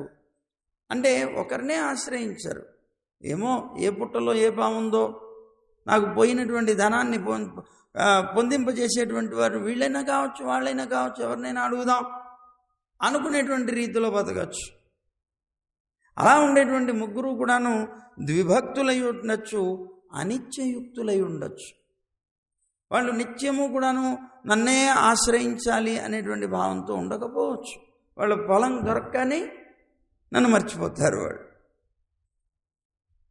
కానీ నిత్యయుక్తులైనటువంటి వాళ్ళు, జ్ఞాని అనేటువంటి వాడు ఉన్నాడే, వాడికి అసలు ఫలమే ఏది అవసరం లేదు, నిష్కామంగా కర్మ చేస్తాడు, నన్ను ఏనాడు కూడాను వదిలిపెట్టాడు. ఎప్పుడూ అతని యొక్క భక్తి నా యందు ఒకే రకంగా ఉంటుంది, కానీ మార్పు రాదు. కష్టాలు రాని, సుఖాలు రాని. కానీ వీళ్ళైతే ఏదైనా కష్టం వచ్చిందనుకోండి, అమ్మో ఇంతకాలం నుంచి మేము దేవుడిని ఆరాధిస్తున్నామండి, కానీ మాకేం చేశాడండి ఆ దేవుడు? మా నాన్నగారు పోయాడు, మా నాన్నగారిని తీసుకెళ్ళిపోయాడు, ఏమండి మా ధనం అంతా కూడా పోయి మేము బీదవాళ్ళం అయిపోయాం, మాకేం చేశాడండి దేవుడు అంటారు వాడు. అదే వాళ్ళకి ధనం వచ్చిందనుకోండి, మాకు భగవంతుడు ధనం ఇచ్చాడని మాత్రం అనుకోరు. నేను కష్టపడి సంపాదించానండి. అదిగో అదనమాట. వీళ్ళందరూ కూడా ద్విభక్తులు. వాడు ఏదైనా వచ్చింది అంటే ఫలం కోసం చేసేటువంటి వాడు, ఫలం రాగానే నన్ను మర్చిపోతారు. కానీ జ్ఞాని అయినటువంటి వాడు ఎటువంటి పరిస్థితుల్లో కూడా ఫలం కోసం నన్ను ఆరాధించడు, తను మర్చిపోవడం అనేటువంటిది ఉండదు. అందుకని నిత్యయుక్తుడై ఉంటాడు, ఏకభక్తుడై ఉంటాడు అని భగవద్గీతలో చెప్పినట్లుగా తూయో మాయ్, అతనే పరిశుద్ధుడైన వాడని కదా పరమాత్మ చెప్తోంది. అదిగో ఆ పరిశుద్ధత మాలో ఉంది కనుక మేము కూడా ఆ విధమైనటువంటి పారిశుద్ధ్యంతోనే నేను ఇక్కడికి వచ్చామయ్యా. అందువల్ల తూయి లేజ పాడువాన్, ఎందుకు వచ్చాం? నిద్రలో ఉండి లేపడానికి, సుప్రభాతాన్ని గానం చేయడం కోసం వచ్చామయ్యా. ఆయన్ని నిద్ర లేపడానికి వచ్చాం. నిద్ర లేపి మాకు కావలసినటువంటి పరికరాలు, అది కూడా కోరిక అనుకోకండి మళ్ళీ, అవి ఎందుకు పరికరాలు? అవి ఆయన్ని గానం చేయడం కోసమే. ఎందుకని? శాస్త్రంలో ఆయనే చెప్పాడు, భగవద్గీతలో చెప్తాడు, సతతం కీర్తయంతో మాం, నిరంతరము నన్ను కీర్తిస్తుంటారు నా భక్తులు అన్నారు. ఒక అర్థం ఇది, సతతం అంటే ఎల్లప్పుడూ అని. ఇంకొక అర్థంలో సతతం, తతం అంటే వాయిద్యం, అంటే వాయిద్యాలతో కూడా నన్ను సంకీర్తనం చేస్తూ ఉంటారు అని ఆయనే చెప్పాడు కదా. కనుక అలాంటి వాయిద్యాలు, పరికరాలు కావాలని మేము వచ్చాం, అంతకుమించి ఇంకేం లేదు, మేము కావాల్సిందే అన్నారట వీళ్ళు. ఆయన్ని నిద్ర లేపడం కోసం వచ్చాము, తలుపు తీవయా కొద్దిగా అని ప్రార్థించారన్నమాట. వాయాల్, ఆయన ఇంకేదో చెప్పబోతున్నాడు. వాయాల్ మున్నం మున్నం మాతాదే, అరే నోరు తెరిచి ఇంకేదో మాట్లాడతావేంటే, ఇంతసేపు మమ్మల్ని ఇక్కడ నిలబెట్టావు, ఇప్పటిదాకా గోపికలు నిలబెట్టారు, ఇప్పుడు నువ్వు నిలబెడుతున్నావు, ఇలాగైతే ఎలాగయ్యా? లోపలికి వెళ్ళాలి, త్వరగా కృష్ణుడిని సేవించాలని మాకేమో ఆర్తిగా ఉన్నది, నువ్వేమో ఇంతసేపు. వాయాల్ మున్నం మున్నం మాతాదే, నీ నోరు తెరిచి ఇంకా ఏదో ఏదో ఏదో మాట్లాడాలి నువ్వు ప్రయత్నం చేయకు, ఆపే ఆపే ఆపే అంటున్నారట వాళ్ళు. మమ్మల్ని అడ్డకు అంటున్నారట. అని చివరికి ఏమయ్యారు? దిగారు బాబు. ఎవరికైనా పొగడతో చేస్తే తప్ప లొంగరు కదా మరి. అందుకని అమ్మా అన్నారట. అమ్మా అంటే ఇప్పుడు పిల్లలు ఉన్నారనుకోండి, రే నిద్రలే అంటే లేవడు వాడు, దొంగ నిద్ర ఇంకా కొంతగా ఎక్కువసేపు పడుతాడు. ఒరే నాన్న నిద్రలేరా, లేమ్మా నిద్రలేమ్మా అని అనుకోండి, టక్కన లేచి కూర్చుంటాడు. ఏమండి, ఆ అమ్మ అనేటువంటి శబ్దం ఇక్కడ తమిళంలో స్వామి అని, అదిగో అక్కడ లోపల బయట ఉన్నటువంటి వీళ్ళతో అమ్మా అని ప్రార్థిస్తూ వాళ్ళకి కానుక ఒకటి సమర్పిస్తోంది అమ్మ. కానుక సమర్పించడం అంటే పొగొడ్డం అన్నమాట. స్వామి అంటే నువ్వు స్వామివి, మేము సొత్తు లాంటి వాళ్ళమయ్యా అని తమ యొక్క తక్కువతనం ఆయనకి ఎక్కువదనాన్ని ఇచ్చి ఆయన్ని పొగుడుతున్నారన్నమాట. మాకు లోపల కృష్ణుడు కూడా ప్రభువే. ఆ కృష్ణుడు ప్రభువు అనేటువంటిది నువ్వే కదా నాకు తెలియజేయాలి. నువ్వు తలుపు తీస్తేనే కదా మేము లోపలికి వెళ్ళి తీసుకునేది. అందులో ఒక్కసారి ఆ గడియను నువ్వే తీసిపెట్టవయ్యా, లోపలికి ప్రవేశపెట్టవయ్యా అన్నారట. నీ నేస నిలైకదవం నీకు అన్నారట. అంటే నువ్వు స్నేహం కలిగినటువంటి పొందికతో ఉన్నాయి ఆ తలుపులు, మేము తీద్దామన్నా రావు, అవి నీకు తప్ప ఇంకెవరికి రావు. ఎందుకని? ఆ తలుపులు కూడా మీకులాగే భయపడుతూ ఉంటాయి పరమాత్మని రక్షించే విషయంలో. ఎవరొస్తారో ఎవరొచ్చి ఏం చేస్తారో అని భయపడుతూ ఉన్నట్లుగా ఆ రెండు తలుపులు కూడాను ఒకదాన్ని ఒకటి పట్టుకొని ఎవరొచ్చి తలుపు తీసినా కూడా రావటం లేదు. స్నేహం అంటారు దాన్ని. నీ నేస నిలైకదవం, నేశం అంటే స్నేహం అన్నమాట. గట్టిగా చేరిపోయి ఉన్నటువంటి ఆ తలుపుల్ని తీయి అన్నారు. ఏమండి, నిజంగానే అంత గొప్ప స్నేహం అనేటువంటిది వాటికి ఉంటుందా? అవి చూస్తే అచేతన పదార్థాలు కదా అని అంటే ఉంటుందయ్యా అన్నారు. ఎంత స్నేహం ఉన్నదో అచేతనాలకు కూడా మనకి రామాయణంలో కూడా చెప్తారు. ఎక్కడ? శ్రీరామచంద్రుడు వనవాసానికి వెళ్ళిపోతున్నట్టు. వనవాసానికి వెళుతుంటే అక్కడ ఉన్నటువంటి ప్రజలందరూ కూడాను ఏడ్చారు. జ్ఞానం కలిగినటువంటి వాళ్ళంటే ఏడవటం సహజం. కానీ రామచంద్రుడు అయోధ్యని వదిలి వెళ్ళిపోతున్నాడు అంటే నదులన్నీ ఎండిపోయినాయిటండి. అక్కడ ఉన్నటువంటి చెరువులు ఎండిపోయినాయిట. సరే, అవి ఎండిపోయాయి, సరే మంచిదే. చెట్లన్నీ కూడాను మాడిపోయినాయిటండి. అపి వృక్షాః పరిమ్లానాః స పుష్పాంకుర కోరకాః అంటాడు వాల్మీకి భగవానుడు రామాయణం. వాటికి ఉండేటువంటి చిగుళ్ళు, పువ్వులు మొదలైనటువంటి వాటితో సహా చెట్లన్నీ కూడాను మాడిపోయినాయి, వాడిపోయినాయి రామచంద్రుడు వెళుతూ ఉంటే. అంటే ఆ అయోధ్యలో ఉండేటువంటి ప్రతి జీవికి కూడాను ఆయన మీద అత్యంతమైనటువంటి ప్రీతిట. మరి అచేతనాలకి లేదా? ఇక్కడ ఉన్నటువంటి అచేతనాలకు కూడాను మరి అంత గొప్ప ప్రేమ ఉంటుంది అని అనుకోవద్దా? సరే, ఏదో మాడిపోయి ఉంటాయండి, దాన్ని పెట్టుకుని ఆయన మీద ప్రేమ అంటానేమిటి అని అనుకుంటే, శ్రీరామచంద్రుడు మళ్ళీ తిరిగి అయోధ్యకు వచ్చినప్పుట అప్పుడు ఎలా ఉందట? అకాల ఫలినో వృక్షాః. కాలం కాని కాలంలో చెట్లన్నీ కూడాను విరగపూసి విరగ కాసి ఉన్నాయట అద్భుతంగా. అరే ఇదేంటి, ఈ చెట్టుకి ఈ కాలంలో ఇలాంటివి వచ్చాయి అనుకునేలాగా కాలం కాని కాలంలో వాటి యొక్క ఆనందాన్ని ప్రకటిస్తూ అకాల ఫలినో వృక్షాః అని కాలం కాని కాలంలో కూడా ఉన్నాయి కదా. మరి ఆ చేతనాలైనా కూడా వాటి మీద ప్రేమ కలిగి ఉంటారు, పెరుమాళ్ళ మీద, భగవంతుడి మీద ప్రేమ కలిగి ఉంటాయి అంటల్లో మరి మాకు అవి ప్రమాణాలుగా కనిపించాయి. ఇదిగో ఇక్కడ కూడా ఈ తలుపులు అనేటువంటివి రెండు పరమాత్మ యొక్క రక్షణలో మీకులాగానే ఏమరపాటు లేకుండా జాగ్రత్తగా రక్షిస్తూ ఉన్నాయి. మా మాట ఎందుకు వింటాయి అవి? నిరంతరం ఇక్కడ ఉండి కావలి కాస్తున్నారు కనుక మీరు తీస్తేనే అవి వస్తాయి నాయన, మీరు తీయకపోతే భగవంతుడిని దర్శించలేము. అంటే అర్థం ఏంటి? ఇక్కడ స్వతంత్రంగా పరమాత్మని మనం పొందలేము. ఆచార్య కటాక్షం ఉంటేనే పోతాయి. ఇప్పుడు ఇంతకీ ఈ రెండేమిటి? అహంకార మమకారాలు. అహంకార మమకారాలు. తలుపుకి బయట వీళ్ళున్నారు, తలుపుకి లోపల పరమాత్మ ఉన్నాడు. మనలో కూడా పరమాత్మ అంతర్యామిగా ఉన్నాడు. ఆ అంతర్యామిగా ఉన్నటువంటి పరమాత్మకి మనకి ఉన్నటువంటి దూరం ఎంత? మధ్యలో ఉన్నటువంటి అహంకార మమకారాలనే పొరలంతా. కనుక ఈ తలుపులు తెరవలసిన వాళ్ళు ఎవరు? ఆచార్యుడు తప్ప ఇంకెవ్వరూ తెరవలేరు. అందువల్ల ఆచార్య కటాక్షం ఉండాలి.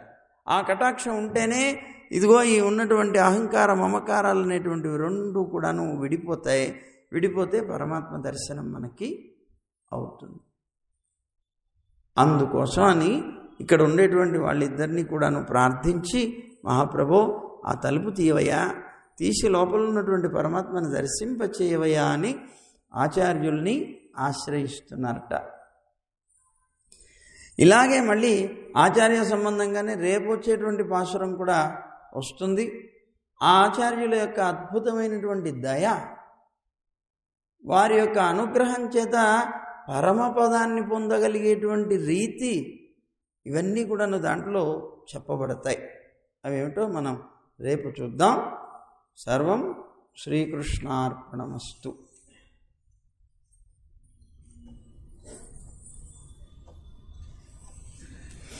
అయితే ఇంకా కొద్దిసేపు సమయం చూద్దాం. ఏమిటి అంటే మణివర్ణన్ అన్నారు పరమాత్మ, అంటే మాణిక్యవర్ణుడు అన్నారు. ఏమండి, నీలమణి అయినటువంటి దానికి పరమాత్మకి పోలికలు ఏమన్నా ఉన్నాయా? మాణిక్యవర్ణుడు అవ్వచ్చు, కానీ దానికి ఈయనకి ఏమైనా పోలిక ఉండాలి కదా. మనం చెప్పుకున్నాం కదా, భగవంతుడికి ఆయన యొక్క నామాలకి పోలిక ఉంటుంది. రామ అంటే చెప్పాం, రమయతీతి రామ, లోకాన్ని రమింప చేయగలవాడు కనుక రాముడు. అంటే మనకైతే మన పేరుకి మన రూపానికి అసలు సంబంధం ఉండదు, మన చేష్టలకి. భగవంతుడికైతే ఆయన చేష్టలకి, ఆయన రూపానికి, ఆయన నామానికి అన్నిటికీ సంబంధం ఉంటుంది. ఒకటికి రాముడు అని పేరు పెట్టాడు, వాడు రావణాసురుడు లాంటి గుణాలు కలిగిన వాడు. ఏమండి, ఒక ఆవిడికి విశాలాక్షి అని పేరు పెట్టారు. మంచి విశాలమైనటువంటి కళ్ళు కలిగింది అని. కానీ ఆవిడకి గుంట కళ్ళు ఉంటాయి. అంటే మన పేరుకి అలాగే మన గుణాలు లేకపోతే రూపానికి సంబంధం ఉండదు. కానీ భగవంతుడి యొక్క నామానికి ఎంత గొప్ప సంబంధం ఉందో మనం ఒకసారి చూద్దాం. మాణిక్యం అది ఉంటేనే ఒక నిండుదనం కదండి. వారు ధరిస్తారు, మణుల్ని ధరిస్తారు, అందరూ చూస్తుంటారు. అది నిండు అన్నమాట. శరీరానికి ఒక అద్భుతమైనటువంటి నిండుదనాన్ని ఇస్తుంది మాణిక్యం. భగవంతుడు ఉన్నాడు అంటేనే చాలు, వీడికి అది నిండు. అస్తి బ్రహ్మేతి చేద్వేద సంతమేనం తతో విదురితి అంటుంది శాస్త్రం. భగవంతుడు ఉన్నాడు అని నువ్వు నమ్మావు అంటే నువ్వు ఉన్నవాడితో సమానం. భగవంతుడు లేడు అని అన్నావు అంటే నువ్వు లేనివాడితో సమానం అంటుంది. అలాగా భగవంతుడు ఉన్నాడు అంటేనే చాలు, నువ్వు ఉన్నట్టు లెక్క. మణి ఉన్నది అంటేనే నీకు నిండుదనం వచ్చినట్టు లెక్క. అట్లా చెప్తారు పోలికనమ. అలాగే మణులకి విలువకి మన అవధి అనేటువంటి హద్దు అనేటువంటిది లేదు. ఆ మణి యొక్క రేటు ఎంతైనా ఉండొచ్చు. ఆ మాణిక్యం ఒక్కొక్కసారి కొన్ని కోట్లు పలకచ్చు, కొన్ని 100 కోట్లు పలవచ్చు, ₹1 కూడా రావచ్చు. అంటే విలువ అవధి లేనటువంటి విలువ మణులకి ఉంటుంది. అలాగే పరమాత్మ యొక్క పరత్వానికి అవధి లేదు. ఆయన విలువ కూడా చాలా గొప్పవాడు కదా. మరి పరుడు లోకానికి అందరికన్నా కూడా గొప్పవాడు కదా మన నారాయణుడు. అందుకని ఆ పరత్వానికి అవధి లేదు. అలాగే ఈ మాణిక్యాలు ఎక్కడుంటాయి? గనుల్లో ఉంటాయి. మరి భగవంతుడనే మాణిక్యం ఎక్కడుంటాడు? వేదమని చెప్పబడే గనిలో దొరుకుతాడట. మణులు గనుల్లో దొరుకుతాయి, ఈయన వేదం అనేటువంటి గనుల్లో దొరుకుతాడట. మాణిక్యం మన దగ్గర ఉందనుకోండి, యథేష్ట వినియోగార్హం. అంటే మన ఇష్టం వచ్చినట్లు మనం వాడుకోవచ్చు దాన్ని. అలాగే పరమాత్మ అనేటువంటి మాణిక్యం కూడా తనిష్టం వచ్చినట్లు తాను వాడుకోవచ్చు ఎవరైనా సరే. మరి గోపికలు వాడుకోలే. గోపికలందరూ కూడా కృష్ణ మేము బియ్యం కొలుచుకునేటువంటి పాత్రలు తీసుకురా, అక్కడ ఉంది అంటే అది మోసుకొని వచ్చేట. మా చెప్పులు తీసుకురా అంటే నత్తి మీద పెట్టుకొని వచ్చేట. మరి అర్జునుడు ఏం చేశాడు? ఆయన్ని సారథిగా పెట్టుకొని తన కాళ్ళ దగ్గర పెట్టుకున్నాడు. ఎవరికి ఎలా కావాలంటే అలా, తన భక్తుడైతే చాలు వాళ్ళకి ఎలా కావాలంటే అలా వినియోగపడతాడట. యథేష్ట వినియోగార్హత్వం అంటారు. ఆయన అంతే, మాణిక్యం కూడా అంతే. అయితే ఈ మాణిక్యాన్ని మనం అమ్మొచ్చు లేదా దానం ఇవ్వచ్చు కదండి. అలాగే మరి సత్యభామ ఏం చేసింది? కృష్ణుణ్ణి ఏం చేసిందండి? నారదుడికి అమ్మింది కదా. నారదుడికి దానం ఇచ్చింది కదా. అదో అట్లా అన్నమాట. అలాగే కొనవచ్చు కూడా ఇది. మరి కొన్నవారెవరు? అమ్మింది అయితే సత్యభామ, కొనుక్కున్నది ఎవరు? రుక్మిణీదేవి. తులసి దళాన్ని ఇచ్చి కొనుక్కున్నది. ఆ తులసి దళాన్ని నుంచి ఆయన్ని, అంటే తులసి అంటే అర్థం ఏమిటి? తులాం సీదతీతి తులసి అనమాట. తులాం అంటే తులా అంటే ఏంటి? తక్కెడ. ఆ తులాం సీదతీతి తులసి. ఆ తక్కెడలో తులసి వేస్తే ఆ తక్కెడ సమానం అయిపోయిందట భగవంతుడి యొక్క బరువుతో. దాన్ని కొలవగలిగిందనమాట అది. అది అలాంటిది కనుక తులసి అని పేరిట. అలాగా ఒక తులసి దళంతో కృష్ణుడిని కొనుక్కున్నదట రుక్మిణీదేవి. మాణిక్యం కూడా అంతే కదా, కొనుక్కోవచ్చు మనం.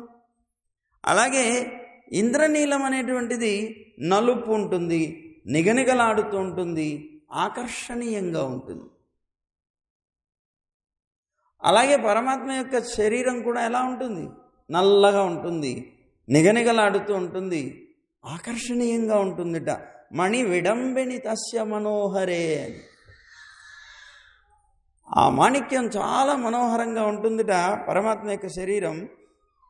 అందువల్ల కృష్ణుడు అనేటువంటి మాణిక్యం ఇలా ఉంటుంది. అలాగే లోకల్లో ఎవరినైనా పూజిస్తున్నారంటే వాడి దగ్గర మాణిక్యం ఉంటే వాడిని పూజిస్తారట.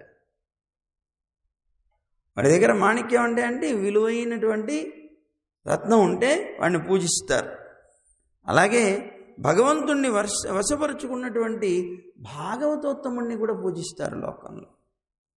భగవంతుడు అనేటువంటి మణిని వశంలో ఉంచుకున్నటువంటి భాగవతోత్తముణ్ణి కూడా పూజిస్తారు. అలాగే రాజకాంతలైనటువంటి వారు వక్షస్థలంలో ధరిస్తారట మణుల్ని. అలాగే ఇక్కడ కృష్ణుణ్ణి కూడా మరి మనకి ఇప్పుడు ధనుర్మాసంలో మనం రోజు చదువుకునేటువంటి శ్లోకంలో వస్తుంది, నీళాతుంగస్తనగిరితటీ సుప్తముద్బోధ్య కృష్ణం. నీళాతుంగస్తనగిరితటీ అనే ఎత్తైనటువంటి వక్షస్థలం, నీళాదేవి యొక్క వక్షస్థలం మీద తలపెట్టుకొని పడుకున్నటువంటి వాడు అని చెప్తారు. అంటే రాజకాంతలు వక్షస్థలంలో మణిని ఎలాగైతే ఉంచుకుంటారో ఇక్కడ గోపకాంతలు కూడా కృష్ణుణ్ణి వక్షస్థలంలో ఉంచుకుంటారు అన్నారు. అలాగే దాన్ని పోగొట్టుకున్నటువంటి వాళ్ళు, మామూలు లోకంలో ఉండేటువంటి మాణిక్యాన్ని పోగొట్టుకున్నటువంటి వాళ్ళ యొక్క దుఃఖం చాలా దుఃఖంట. ఎన్ని కోట్లండి, దొరక మాకొచ్చింది, అయ్యో ఇది పోయిందని బోర్న విలపిస్తారట. ఈ భగవంతుడు అనేటువంటి మాణిక్యాన్ని పోగొట్టుకున్న వాళ్ళు కూడా ఏడుస్తారట. గోపికలు గోపికా గీతలని దాంట్లో చెప్తారు. యుగాయితం నిమేషేణ చక్షుషా ప్రావృడాయితం శూన్యాయితం జగత్సర్వం గోవింద విరహేణమే అని. నారాయణుడి యొక్క విరహం చేతట ఒక నిమిషకాలం యుగాలుగా గడిచినట్టు అవుతుందట. ఒక నిమిషం కూడా కొన్ని యుగాల్లాగా గడుపుతారట, కష్టంగా అన్నమాట, చాలా కష్టంగా విరహంతో అని అంటారు. వీళ్ళకి ఆ పరమాత్మ యొక్క విరహంలో ఉన్నటువంటి భక్తులకిట శూన్యాయితం జగత్సర్వం, జగత్తంతా కూడా శూన్యమైపోతుంది. అలాగ దుఃఖిస్తూ ఉంటారట వాళ్ళు ఎప్పుడు కూడా. ఈ మాణిక్యాన్ని పోగొట్టుకున్న వాళ్ళు ఏడుస్తారు, ఆ మాణిక్యాన్ని అంటే కృష్ణుడు అనే మాణిక్యాన్ని పోగొట్టుకున్న వాళ్ళు కూడా ఏడుస్తారట. ఇలాంటి మణిని దర్శించనీయకుండా, అనుభవించనీయకుండా అడ్డుకునేటువంటిది ఏమిటి అంటే ఆత్మానుభవ ఇచ్చట. ఈ ఆటంకాన్ని తొలగించేటువంటి వాళ్ళు ఆచార్యులట. అందుకని ఆ పరమాత్మని, మాణిక్యాన్ని, పరమాత్మని దర్శించనీయకుండా, అంటే ఇక్కడ మణి అని మామూలు మణిని దర్శించనివ్వకుండా, అనుభవించనివ్వకుండా చేసేటువంటిది ఆత్మానుభవ ఇచ్చ. అంటే ఈ లోకంలో ఉండేటువంటి సంపదని పొందనివ్వకుండా మనస్సు అడ్డుకుంటూ ఉంటుంది. ఈ సంపద కాదే, భగవంతుడని సంపద కావాలి అని ఆత్మానుభవ ఇచ్చ అంటే పరమాత్మను అనుభవించాలని కోరిక కలిగినటువంటి వాళ్ళని ఆ భావన అడ్డుకొని ఈ మణుల జోలికి వెళ్ళనివ్వకుండా చేస్తుంది కదా. మరి సంపద మీద వాళ్ళకి ఆశ ఉండదు, వైరాగ్యం కలిగిన వాళ్ళకి. కనుక ఈ ఆటంకం ఇక్కడ మాణిక్యం అని చెప్పబడే కృష్ణుడి మీద అడ్డుకునేటువంటిది ఏది అంటే శరీర ఆత్మ భ్రాంతి. శరీరమే ఆత్మ అనుకుంటూ జీవించేటువంటి ఒక భ్రమ. ఈ భ్రమ అడ్డుకుంటూ ఉంటుందిట పరమాత్మ అనేటువంటి మాణిక్యాన్ని పొందనివ్వకుండా. కనుక ఇక్కడ ఉండేటువంటి ఈ ఆటంకాన్ని తొలగించేటువంటి వాళ్ళు ఆచార్యులట. ఇక్కడ అదనమాట చెప్తాను. లోపల ఉన్నటువంటి మాణిక్యం పరమాత్మ, ఆ మాణిక్యాన్ని అడ్డుకుంటూ, ఆ పొందడానికి అడ్డుకునేటువంటి వాళ్ళు తలుపులు, అంటే మమకారం, అహంకారం. ఈ రెండింటినీ కూడాను తొలగించి పరమాత్మను పొందింపజేసేటువంటి వారు అక్కడ ఉన్నటువంటి ద్వారపాలకులు, అంటే ఆచార్యులు. అలా చెప్తున్నారు. అందువల్ల ఇక్కడ ఆ విధమైనటువంటి ఒక పోలికను కూడా పోల్చి నీనే శనిలైకదవం నీకు అని అన్నారు చిట్ట చివరిగా అన్నమాట. అందువల్ల ఆ ప్రేమతో కూడినటువంటి ఆ ద్వారాల్ని తీసి మాకు కృష్ణుణ్ణి దర్శింపచేయవయ్యా అని ప్రార్థించారు. లోకంలో ఉండేటువంటి జీవకోటి కూడా ఆచార్యుణ్ణి అదే ప్రార్థిస్తారు. మాకు పరమాత్మకి అడ్డుగా ఉన్నటువంటి ఈ అహంకార మమకారాలు అనేటువంటివి 2 తలుపులు అడ్డుగా ఉన్నాయి, వీటిని తొలగించేసి మాకు పరమాత్మని దర్శింపచేయండి అని ఆచార్యుల్ని ఆశ్రయిస్తారు. ఇది మనకి ఇవాళ కనిపించేటువంటి పాశురం. రేపటి పాశురంలో ఇంకా విశేషాలు మనం తెలుసుకుందాం. సర్వం శ్రీకృష్ణార్పణమస్తు. గోవింద జయ జయ గోపాల జయ జయ,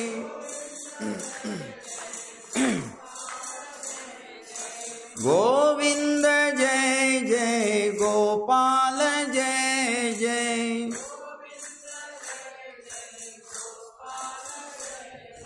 ఇంత పెద్దగా వినిపించట్లేదు ఏమిటో,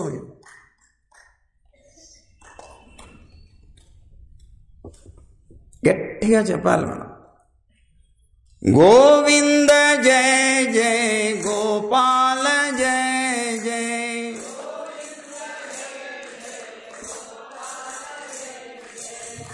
ఆవిడ మోగిస్తున్నాయి చూసారా, అవి అచేతనాలు. అవి ఎంత గట్టిగా మోగుతున్నాయో చూడండి.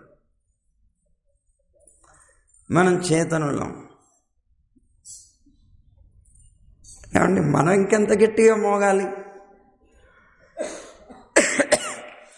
గోవింద జయ జయ గోపాల జయ జయ,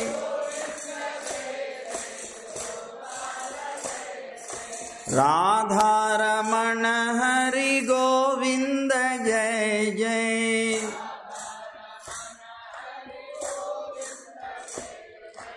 గోవింద జయ జయ గోపాల జయ జయ,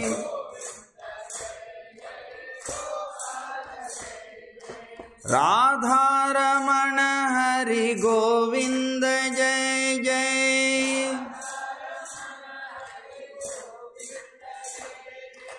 గోదారమణ హరి గోపాల జయ జయ,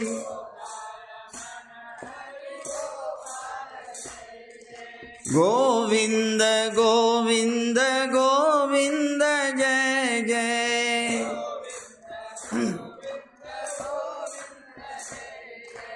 గోపాల గోపాల గోపాల జయ జయ,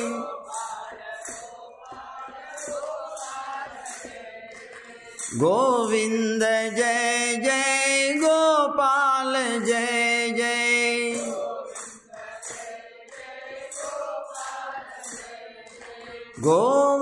గోవర్ధనోద్ధార గోవింద జయ జయ,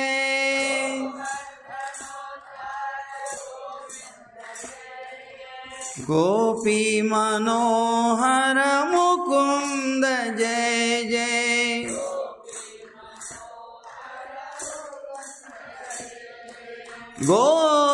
గోవర్ధనోద్ధార గోవింద జయ జయ,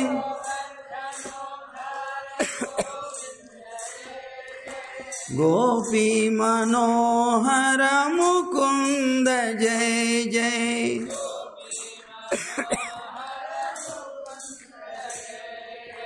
గోవింద జయ జయ గోపాల జయ జయ,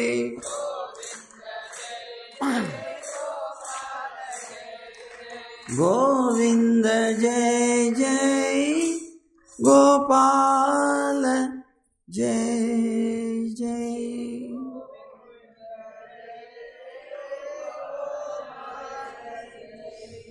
జై గోవింద, జై జై గోవింద, జై జై జై గోవింద,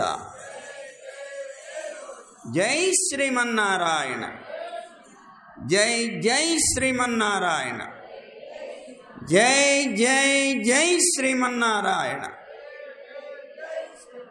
సర్వం శ్రీకృష్ణార్పణమస్తు.